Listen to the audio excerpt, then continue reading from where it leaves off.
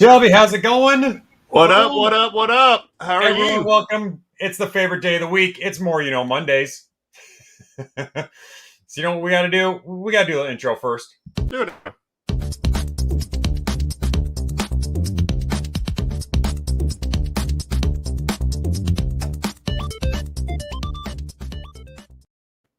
All right. Thank you for tuning in. As you guys might know, we're changing the formats a little bit.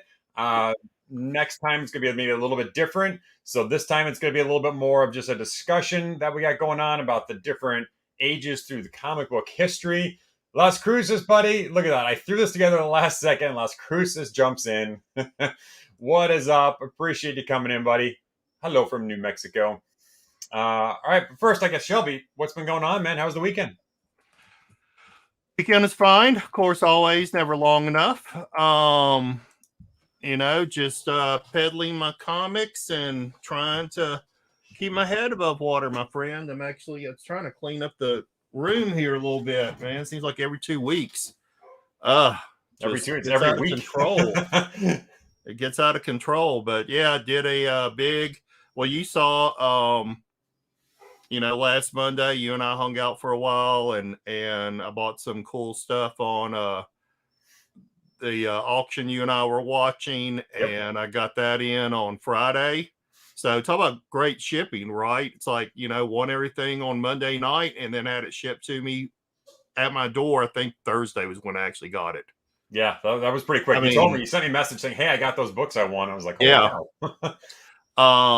But yeah, I did a show. I just dropped it today. Is a pretty big unboxing. So took me a little editing time this weekend to get it done, but I just dropped it probably about an hour ago Yeah, on my if you guys are YouTube fan. not watching Shelby's, make sure you head over to Shelby's channel over there. I'll have the description down below and the replay, but you know it's Shelby.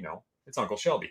It's So Uncle head Shelby. over there, check that out because he does spend a lot of time editing and make sure these videos look really sharp for you. Unlike me, when you look at my videos, this is my videos. I just do it live, and there is no editing. There is no flash. I am basic.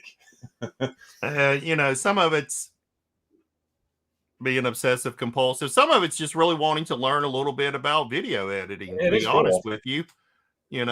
Oh, thank you, Lacrucis. Already watched it. Yeah, Lacrucis is always one of the first ones to view my videos, drop a comment. I appreciate it. Let's see. Yep. Let's see. Yeah, let's see. Oh, so much stuff over here. Oh, let's see. Find some of them. Here we go. Here's one. Yeah, check that out. So for us, this is Fantastic Four 112. But Nice. for the German, it's Fantastic Four 108. But it's the big, second Hulk thing fight that was done in the 70s. And it's Yeah, a pretty 9.4. cool. It's such high grade too. I know, right? And if you've never seen sea monkeys in German, it's just called You haven't sea lived monkeys. until you've seen sea monkeys in German. Yeah. You have to feed them Wiener Schnitzel, I think. But anyway, yeah, 9.4, man, it is crazy. You and I were talking about some of those grades for those.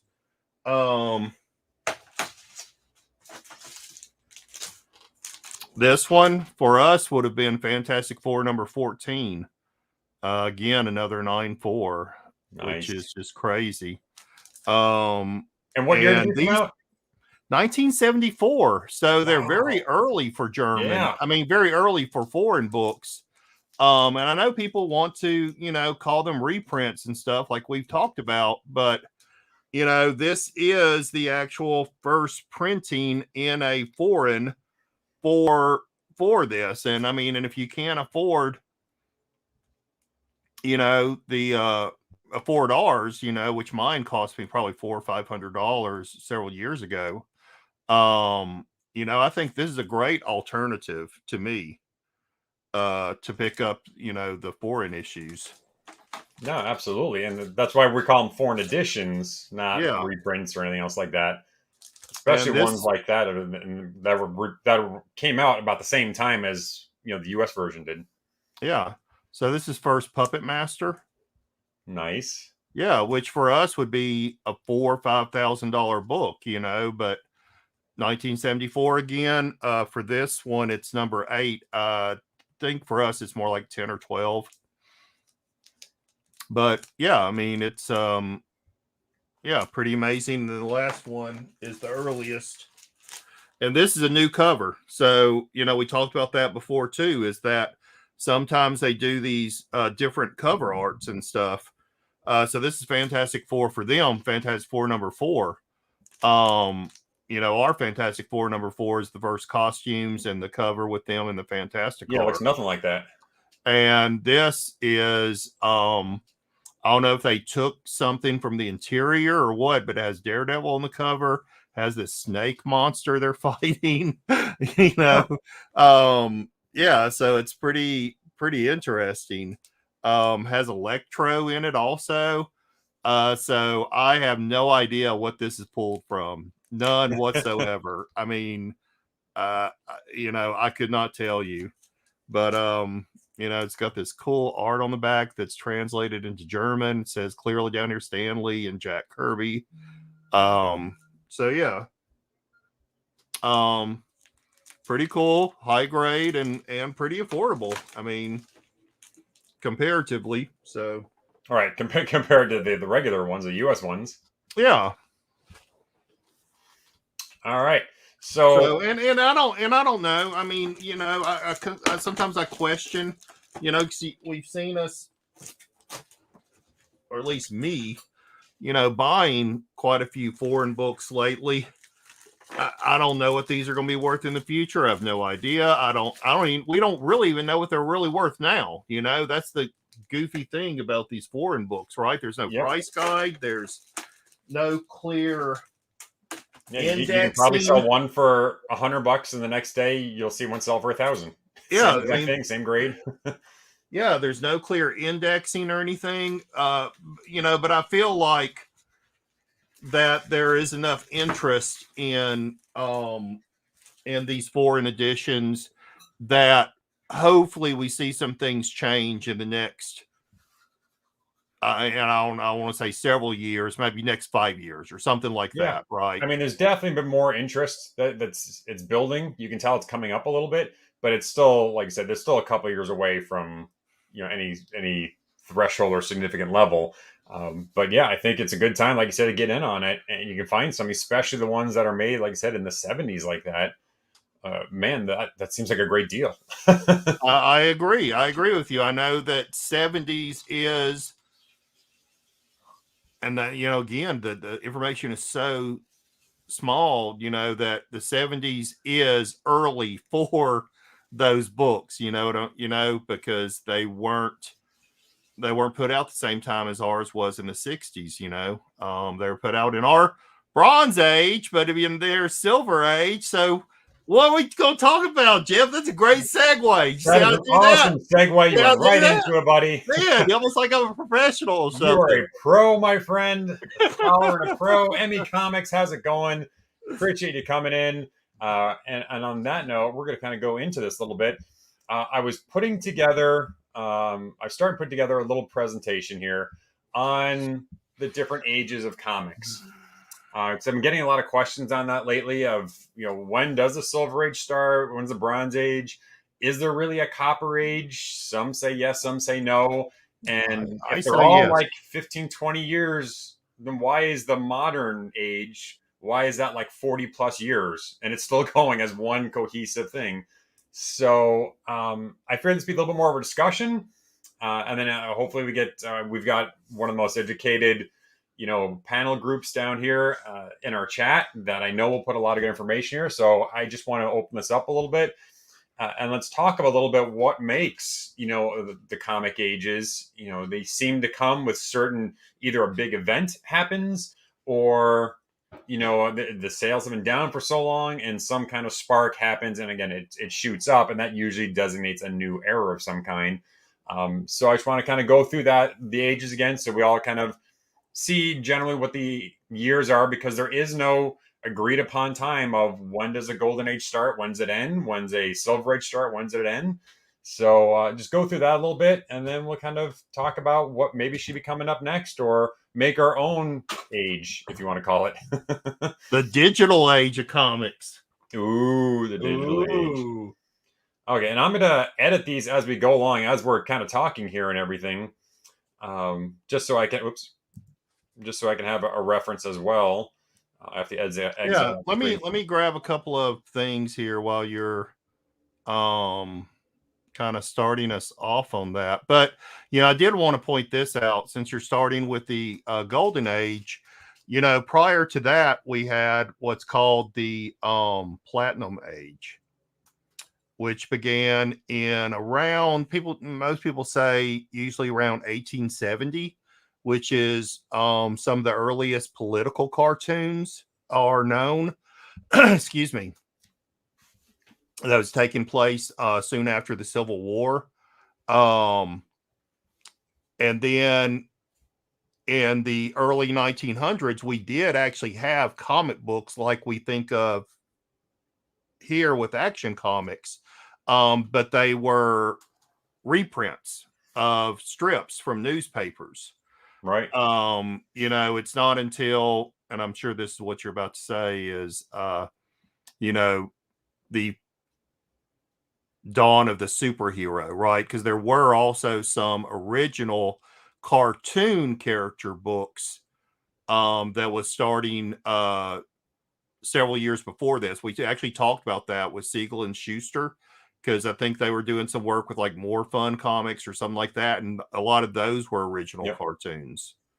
But yeah, I mean, like I totally forgot the platinum age, that a lot of times that's said on there. Because when we talk about usually the first, we always think of golden age usually, and we say golden age was like 1930, Action Comics #1. But to your point, there were comics out before then, and there were superhero comics before then too. They just didn't have capes. You had Phantom, you had Doc Savage. Those were huge at the time.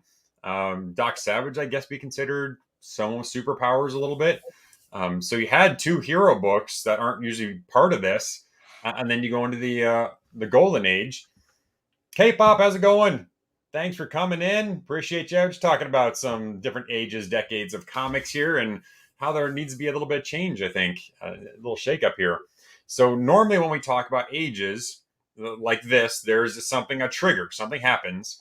And then we say, okay, it sparks a lot of interest in the category. So in this case, Action Comics #1, first appearance of Superman. Hey, we got tights and capes, boom, everything takes off from there. And then you have some other things that are going on around the environment in the world. Shelby's leaving. Not leaving, grabbing something off the shelf. No problem. Shutter Duck, what is up, Shutter? Appreciate you coming in, hanging out with us. So you have other things that contribute, and usually comics obviously reflect what's going on, during that time. So in the golden age, again, none of these dates are set in stone. You look at 10 different places, and 10 different places will say a little bit different numbers on those.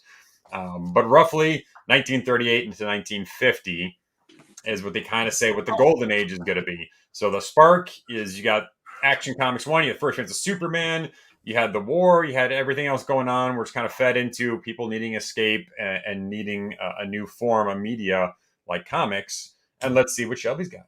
Well, I love history. I love comic book history. And the books I actually want are up front on my other bookcase. But these are a couple of things. This is by Mike Benton, who, if you've never picked up the book, The Comic Book in America, he goes through the history of comics in America. Just like jazz is the only original American form of music. Comics is the actually only original form of literature. It was definitely an American creation, comics, and yeah, so he goes through this great history. So pick that up. You can pick it up pretty cheap, The Comic Book in America. But he did these series of superheroes of the Golden Age, goes through the history. So it's an illustrated history.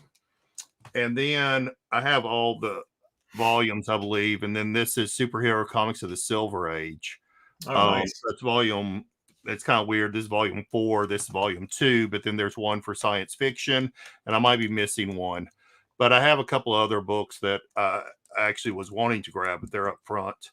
But yeah, you know, you can usually pick these up relatively cheap if you're interested more in that, and of course, you know, great, you know, Yeah. great, beautiful artwork and such, and be able to see.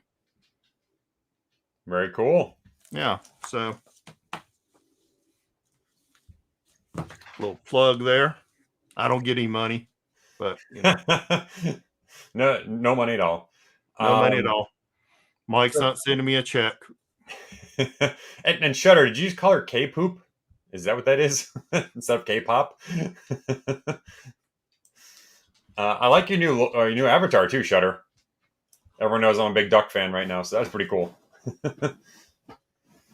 All right, so we know the rise of superheroes. We had the war going on.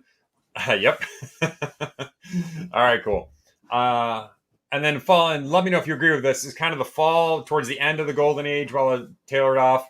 Would you say that's kind of the Comics Code Authority, Seduction, the Innocents?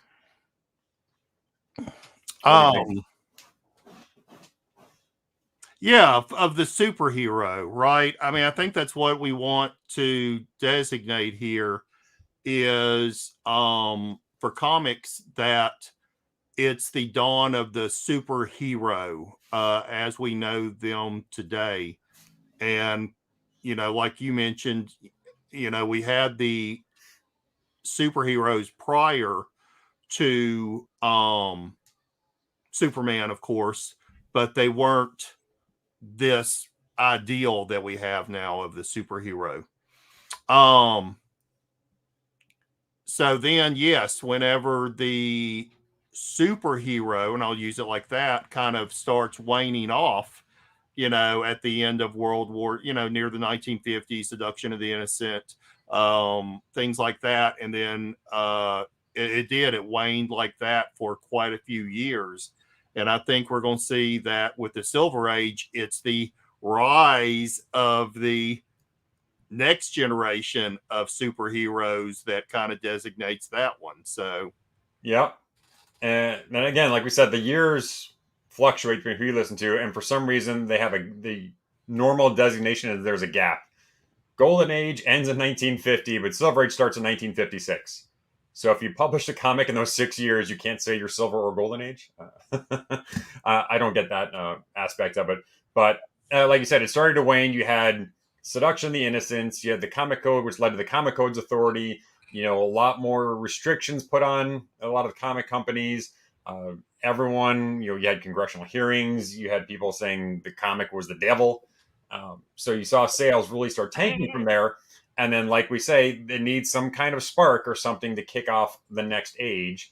And that's kind of what we get here in Showcase 4, where you get the new Flash. You know, you get the new Streamline, you get the modern kind of feel at the time, almost sci-fi, futuristic kind of thing. So that kind of really is that kickoff point where sales start really taking off again. And then you got obviously the teams. You know, you got more of the Justice League. Marvel starts getting big. You get the Avengers. So they start pulling in, you know, lesser known heroes into books that have bigger name heroes like Superman and Batman to build up more sales across there. And that's kind of what drove that Silver Age to there. And then I started, like I said, I started putting this out. I'm like, we need to start talking about this more. In your eyes, what do you see then as kind of the fall towards the end? Why did sales die off? Obviously, we talked this in another video, but I wanted to have a video that had it all together because we've talked about Silver Age in another video. We talked about Golden Age a little bit in another. So I want to kind of put it all together in one video so I can like show people, say, hey, go check this video out, and you can learn, you know, all about those, when they start, when they end, and why those things happen. So what do you say is kind of the fall of the Silver Age there? you're asking me? Yes, I'm asking you. Oh, you know, I don't think it's a particular time period. Actually, if you, and well, I was very young at that time, but Me and you both.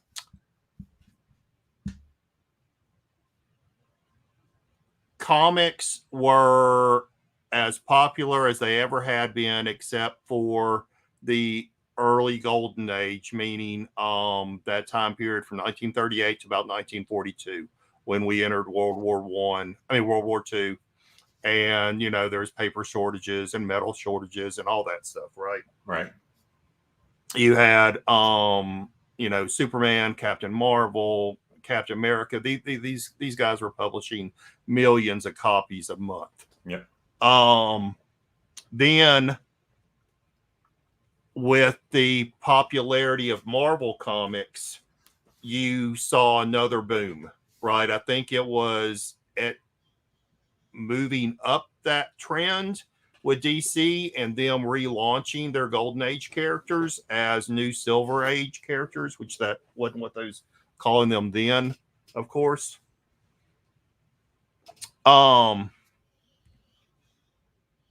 But what you had was the dying out of a lot of companies during that time. Harvey was kind of going down.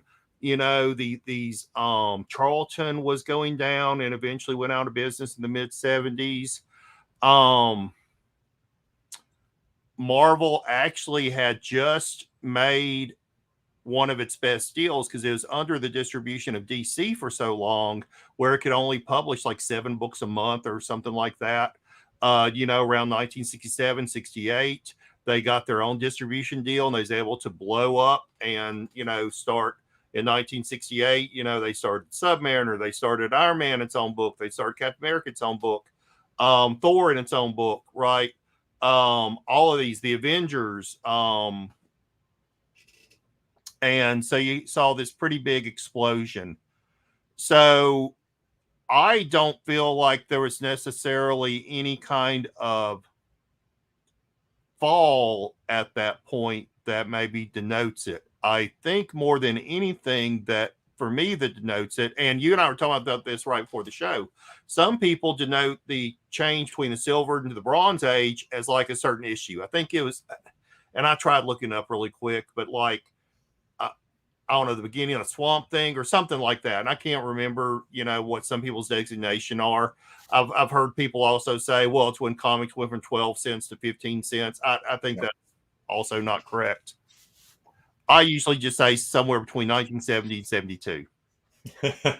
See, here's my thoughts on this one. I was know, thinking about this. Yeah. But to your point, I don't think anything really special happens in the early 70s. No. So in my mind, if we're looking for that kickoff point or something significant happening, I think we need to move this out. So in my mind, I think we should extend Silver Age to basically 1976 or 77. So if we extend it to there, obviously we talked about this when we talked about newsstand versus direct. You know, we saw the newsstands really struggling, you know, at the time, and we just start seeing the direct business starting to take off a little bit.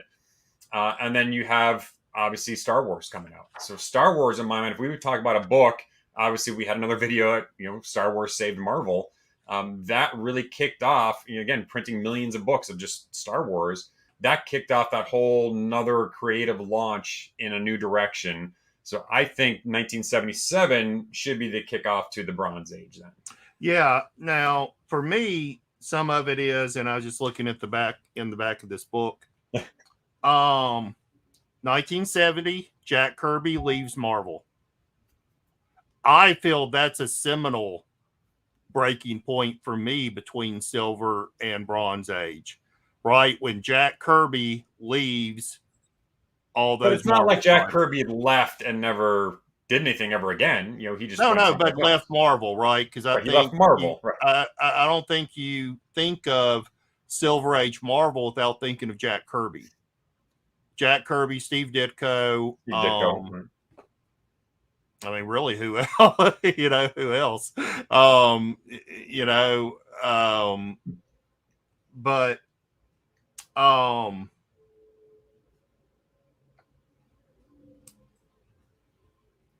and it says here Marvel and DC are one of the few only remaining publishers of comics in the early 70s. all these other Right. Dale. That's what I'm saying. Dale was gone, things like that. It's still doing this. So The yeah, industry's doing this. And my yeah, definitions that I'm trying to say is that it shouldn't start off a new thing, a new era until it goes this, until it takes off. sure, okay, So if right, we're still going right. down, Kirby leaves, the comic industry is crashing, newsstands are crashing, no one wants them anymore, and then something has to kick it off, and that kickoff should be where the next age comes from. Not like really start the decline of it, but what is the next thing that kicks it off? And in my mind, it's the direct store business and Star Yeah, Wars. That those things you can really point to one thing, saying, "Hey, what really helped?"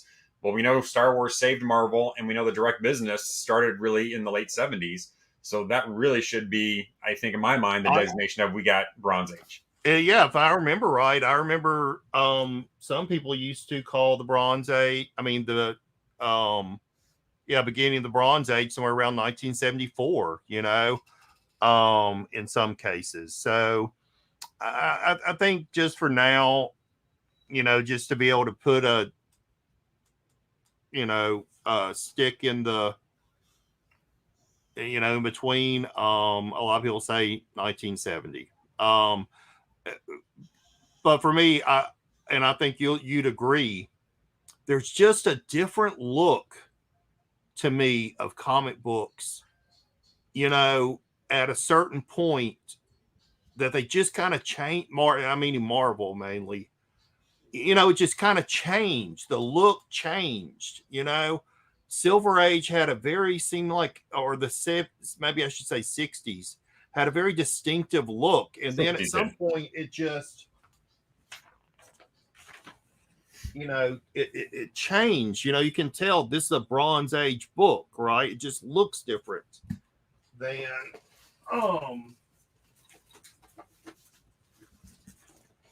anything else. You don't have to put me on big, but I like to. Oh my god, we like seeing all the toys back there. And this, right? Like this is a distinctively Bronze Age book. It just has a different look to me. Wow, that is Kirby though. I was gonna say it's still Kirby, so you can't say it's Kirby for leaving. So that's why I think you need a point where it takes back off is the next age. So that's why I kind of put it at that. So if you do put it at that, then you're looking at 76, 77, somewhere in there. And then when does that Bronze Age go to is kind of the next thing here. Because like you said, there is some really distinct differences here. When you talk about the 70s books, of the late 70s and early 80s, that small window of time frame in there was a lot going on during that time. Yeah, and I see it more as like the rise of maybe the second generation of artists like Neil Adams, Chernenko, there's just this new plethora of people that were coming in and doing the art and stories and stuff.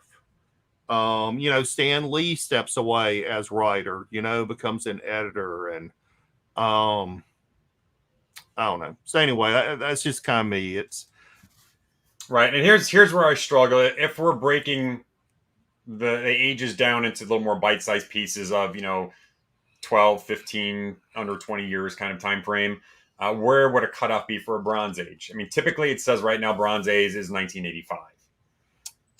Yeah. Again, there's not a seminal. Yeah, I can't put my finger on really why it's a 1985 where they say, okay, that stops and everything else from there on out is all modern. Yeah, the reason, 85 was the beginning of the black and white boom. That's where I think some people see that. It's the rise of independent comics. But like I've shown on some of my mail calls, I've been picking up these independent books, like Pacific Coast was putting out independent books in 1981, 1982 with these Kirby characters, Captain Victory. Right.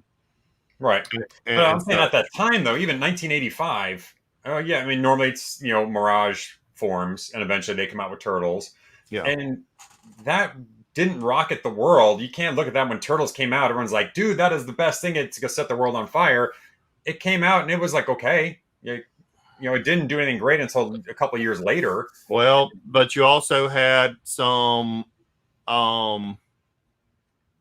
you had a change in tone too. Marvel was recently sold sometime about that to New World, I believe. Yep, you're right.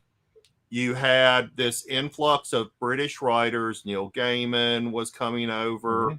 Grant Morrison. You also have The Watchmen, Dark Knight around that time. So I'm not sure if I would necessarily say 85 either. I feel like there's this large in between period. Right. I mean, that's why I put The Rise and I put serious. They got more gritty, serious, kind of things. Like you said, Alan Moore, Frank Miller coming out with their iconic things around that time. That's why I know it's why they kind of denote that as saying, okay, that's very different than what happened in the early 80s and late 70s. So I kind of see it a little bit if you want to do that. Yeah, and I kind of look at it like this too. So the golden age was DC. Obviously, right? Superman Action Comics #1 denotes the beginning of the golden age. Yeah. Legitimately Showcase 4 in 1956, which is first Silver Age Flash, denotes the beginning of the Silver Age. Yep. However, I think a lot of us really, when we think of the Silver Age, we think of the Marvels. We think of the Marvel books. Yep. So I really see the Golden Age as DC. Then you have almost the science fiction horror age of the 50s. And you could even say, late 40s science fiction horror.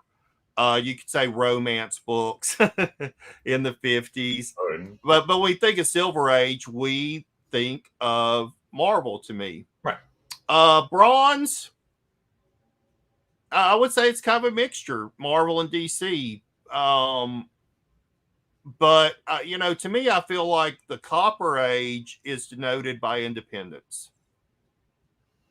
It is denoted by this change in the architecture of the comic book landscape, with independent companies now rising again with these. And when I say independent, I mean that could also mean these writers and artists that were coming over to DC, because I feel like some of that work was more independent than mainstream because they were pushing those books to a direct market only. Swamp Thing was direct market only. And we just talked about this last week, I think. Right. But yeah, I mean, so that's why 95 to, they say 91, which again, I think. Yeah, see, I think that's a little early. I would say well into the 90s, maybe. Yes, almost. I would say in the 2000s, early 2000s. I would say that was going to be the next slide. The next slide is going to be, okay, so if we're saying we can put a flag in the ground saying, Action Comics, Showcase Comics, TMNT #1, if you want to say that. Sure. What is the flag that we can stick down for the modern comic era age that, sales were tanking? We know the comic bust happened. What was the thing that turned around and made it go up? What was the thing we can point to and say, which comic is that? If I'm saying, Star Wars #1, is that one over there? What is the one in the modern that happened in the 2000s that really, we can say that really helped change the trajectory because the comic industry was tanking?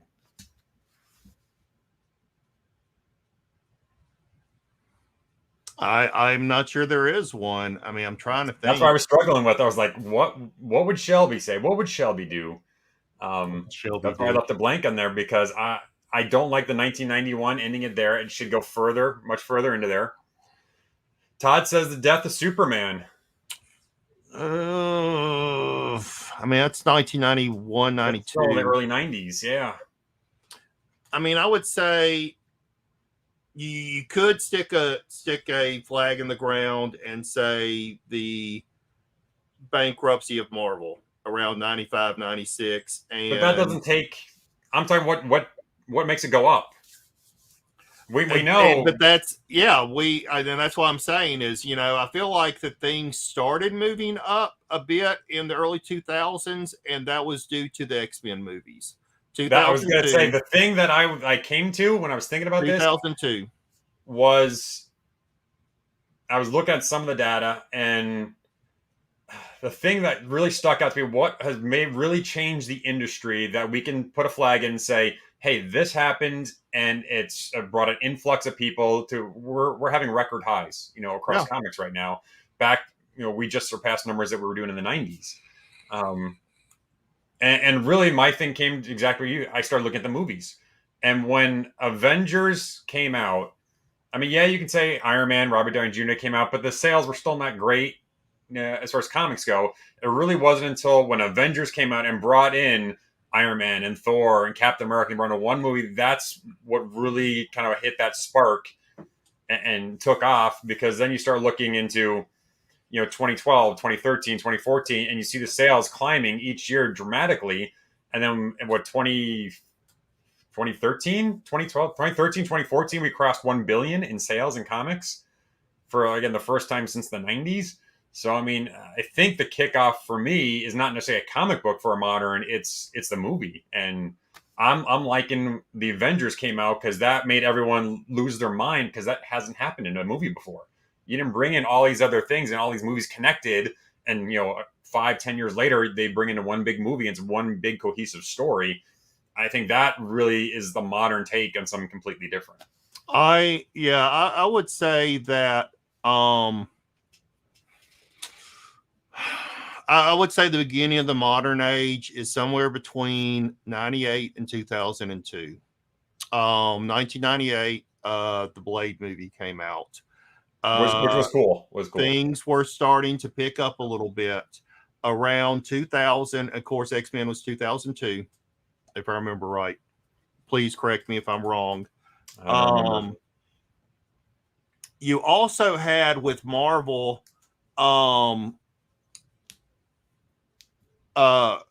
Marvel quit actually creating its own books for a while.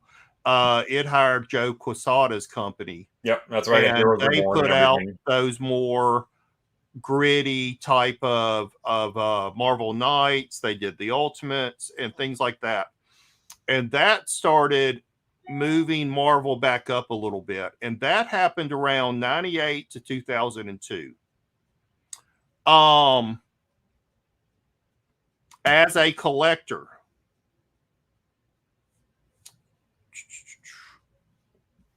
no, that was a strong. I mean, I'd see now there might be a good Todd, might be a good argument for Jeff's point of view, is that the Bronze Age gets stretched out to that mid to late 80s because Batman was 1988, right? Yep. And it did cause a boom along with a lot of other things along that time. But then, of course, the crash afterwards. So that's actually a good point for Jeff's argument there, Todd. It's also a good point for Jeff's argument that Superman in 1978, I believe, is when it came out. Yeah. As being the end of your Silver Age. So yeah, I mean, I think if we could take some of that cultural into because I mean, comics aren't in a bubble. The rise and fall always happens around what's going on in the world, and it's the commentary in the world. Of course. And when they stop doing the commentary in the world, that's when we see the sales drop off quite a bit. Yeah, I mean, I would be all for saying the Bronze Age started, 1977 with the publication of Star Wars. I mean, and then that just led to your Superman movies, your Star Trek movies. Because remember, Star Trek, because of the success of those things, Star Trek came out. Yep, came out. Yeah, you had all the You boom know, of that licensing in the kept, industry. You're right. And you saw yeah. the influx of new artists in there. You know, you got all the Canadian price variants, you got the Mark Jewelers. Yeah. And so I would say the modern age for me, you know, maybe more, you know, like I said, the 2000s. And, you know, and that's also a good flag point too, right? 2000. I mean, it's a nice, pretty even number. Um, Yeah, for me, I need to see something specific in my mind that I can that people out here. Here's the way I can think about it. People outside the industry, for the most part, who don't know anything about comics. If you told them about something, they would have heard about it. So, you know, yeah, the movies didn't make me want to buy comics, not in the beginning, but the that's why I want to say for the Avengers, that was the big one because the amount of new people coming in, and mostly people like us who then had kids and yeah, or coming in because they that sparked them like, oh, I used to collect those comics when I was younger, and now the yeah, kids absolutely love the movies and know nothing about comics, and they were coming in, and that's where we start seeing the sales go back up to over $1 billion in sales is when those yeah, movies open. yeah. And Todd reminds me of my point I was trying to make a minute ago. As a collector, I remember trying to buy books around 2000, 2002, and it was almost impossible. You know, if you had a list, you know, you couldn't find really what you were looking for to fill those lists because comics were shit. Right. Comics were freaking the bust had happened. Comics were nothing. Okay, people weren't buying and selling comic books; they wasn't worth anything. But with the advent of the movies and the popularity surrounding that, I started being able to fill in some of my runs around 2004 because those comics were now starting to be pushed out into your eBays and such, right? To where they were more accessible. Right. The more You readily know, accessible. it, Right. it took me forever to find Jungle Action #6 because it was a crap series Right. until Black Panther came out. Then all of a sudden, all these freaking Jungle Everyone put it Action up. Said, show up, hey. you know, and I'm able to complete my run of Jungle Action. You know, but it took the movie to get those books out of the freaking cobwebs and the dark basements up to the light to where a collector could purchase them. Right. Yeah, because if we're talking about, you know, wars having a big impact on comic sales, if they go up or down, if we talk about newsstand direct, if we talk about, I mean, it just makes sense, you know, for a modern era that it's more of a modern media of these new movie formats really kind of taking that off. And it breaks up that modern area a little bit more. So modern area is not 40 years long because there's been so many ups and downs during that time. Um, and then you can always argue, should there be another Well, cutoff? I like what someone suggested earlier, the variant era almost, right? You know, somewhere beginning in 2012, 2014, when printing technology shifted to where they Very true. can now print these variants. I mean, because think about it, guys, and we've talked about this so many times on this show. It is just as it costs the same for them to send a freaking digital image to a printer, you know, for these multiple covers as it does anything. Okay, there is no difference in the price. It don't matter if I'm printing 10 or 10,000. Okay, you're just sending a freaking image to a laser printer now, unlike in the old days when you had to create plates and, you know, you had to stop the presses and you know, and maybe change inks and colors and seps and all this stuff, right? I mean, you could have 6 or so different plates that made up a cover, and that's why it was more difficult, not prevalent. But with digital printing becoming affordable in the 2010s, 2012s, you know, that's when you saw this explosion of variant covers because it costs the freaking same to do it. I mean, Right. And because the you know, market now has the appetite and it's a big enough market where you can put out 6 different copies, 6 different versions of the same comic book, and people are buying them again like they did back in the 90s when that happened. So I do like that, a variant kind of name would be kind of cool for it, because that is so popular right now. And then you have expanding on the movies. Okay, the movies took off, did really well. But as we talked about before in other shows, the independent boom has now risen the past couple of years when you got like Boom Studios and Image coming back on and all that. And they've got Netflix deals, they get Amazon deals. Now there's more outlets that's, again, reaching more people, bringing more people into the comic industry and using that platform. I mean, every other week we're hearing about a new option thing. I mean, last week it was Prophet, Oblivion Song.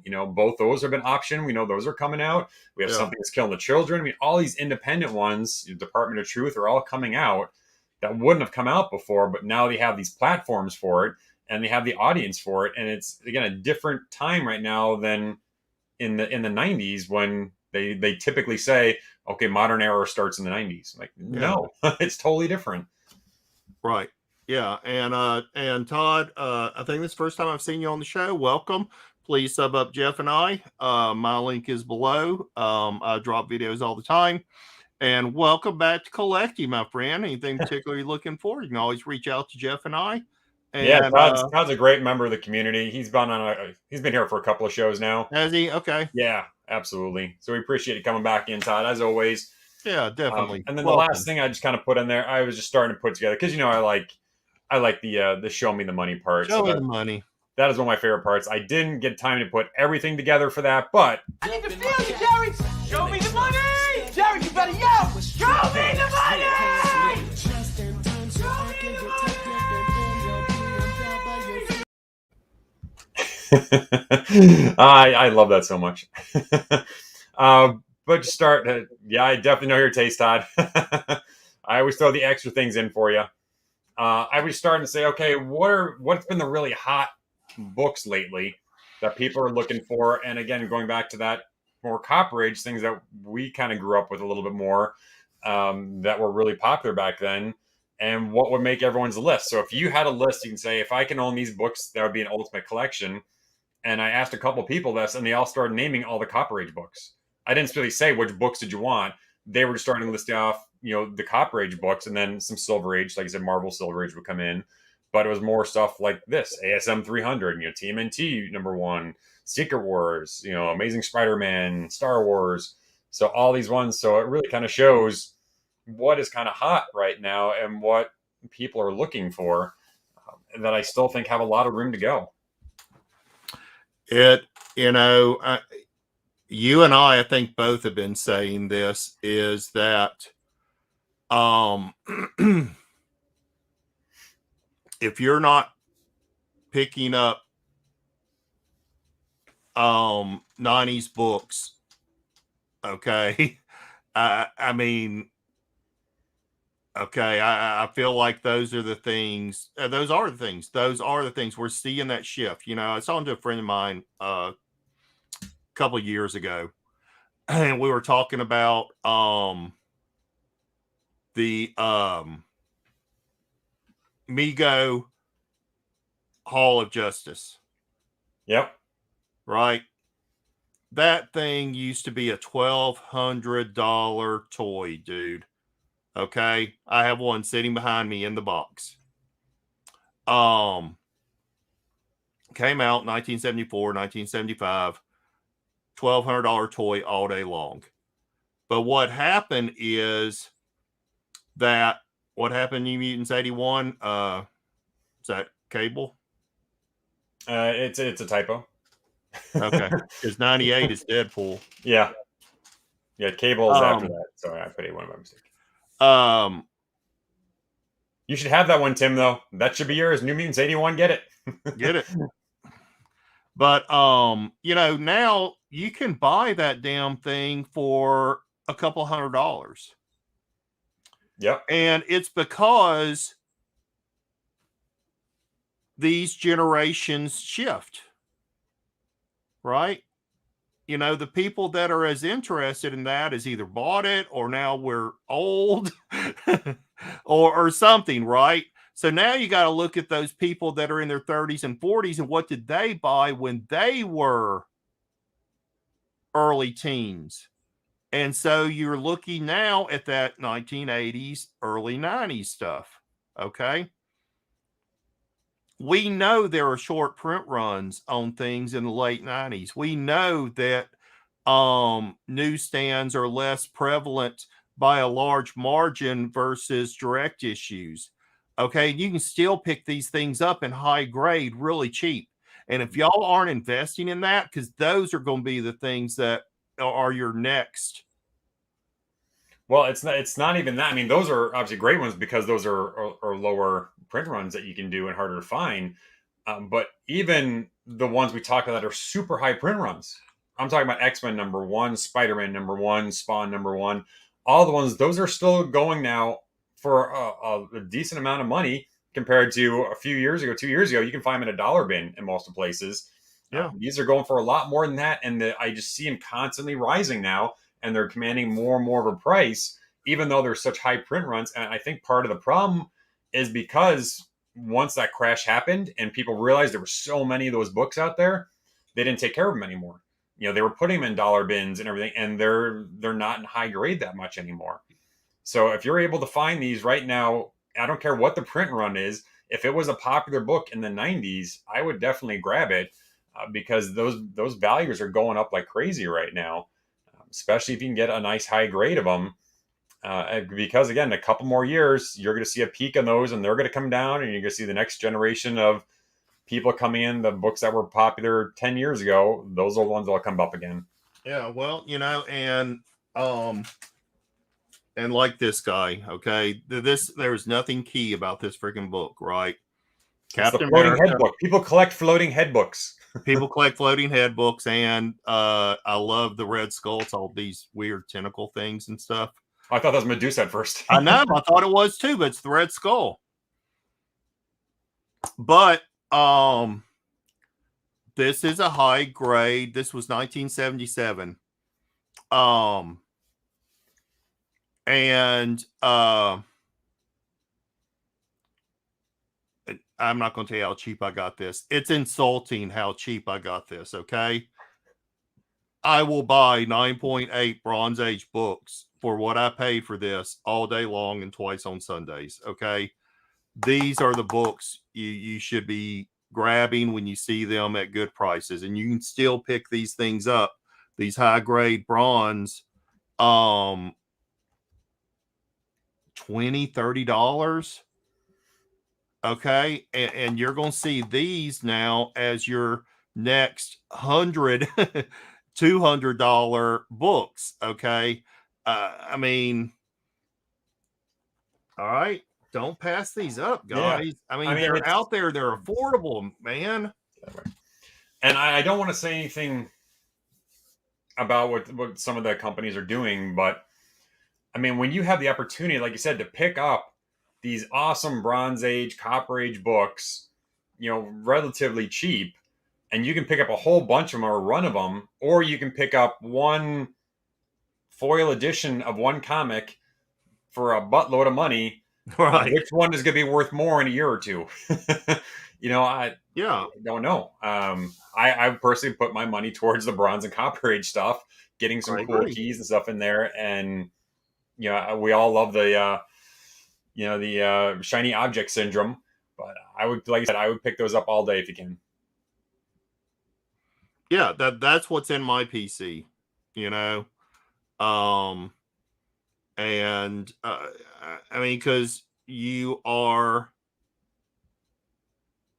seeing it now. I was looking some sales just the other day, and I'm not going to be able to quote something, but Comic Tom was just talking about it. Something that was really goofy. It was a Bronze Age book. It's like, yeah, it just went for like $16,000. They're like, wow, that's crazy.